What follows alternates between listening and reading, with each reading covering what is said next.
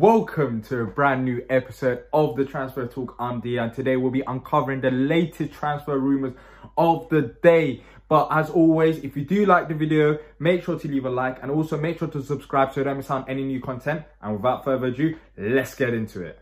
The first rumour that we'll be going over today is Carrasco. Once again, there are updates on him.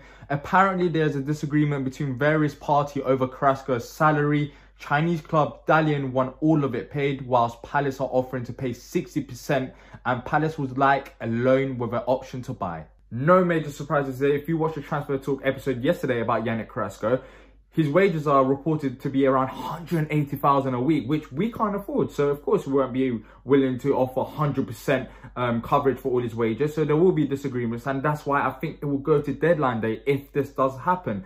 The Palace loan to buy option, I like that as well, because as I said in yesterday's episode as well, if you haven't watched it, go check it out.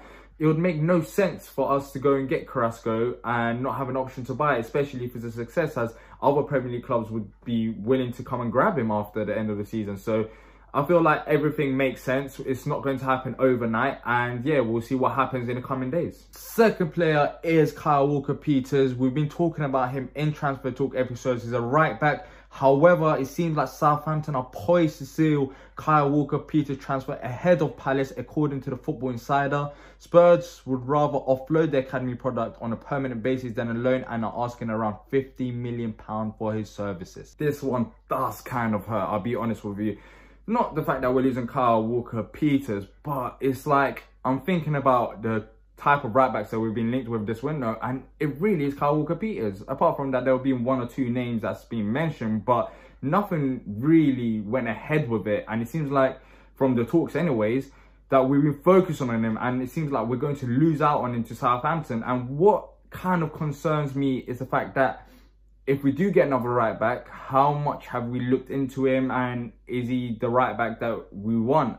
I'm not too sure, because we haven't been linked with any other right backs. And I slightly do agree with Palace not willing to maybe pay 50 million for Kyle Walker-Peters, as he's not right now worth that much. However, in the future that might change.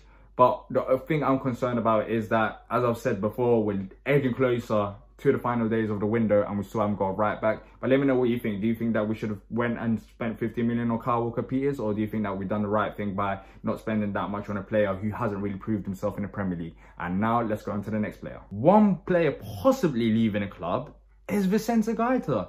Apparently, Chelsea have made contact for the signing of Guaita, according to claims from Spain. Chelsea's goalkeeping scout has spoken to Vicente's camp about his situation and his demands for a possible move. If it was up to me, I would not sell Vicente unless an offer such as 30 million plus comes in.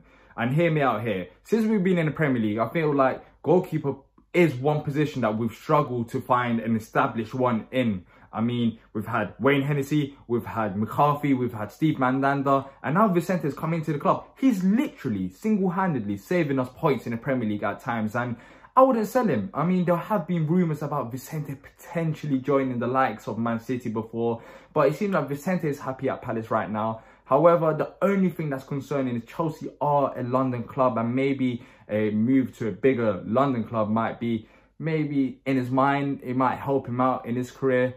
But personally, I feel like staying at Palace, getting continuous game time, getting loved by the fans, it can't go any better right now for him. And hopefully he does stay, but let me know what you guys think. Do you think that Vicente could potentially leave? I hope not, and I don't think so, but it seems like Chelsea are trying to grab him.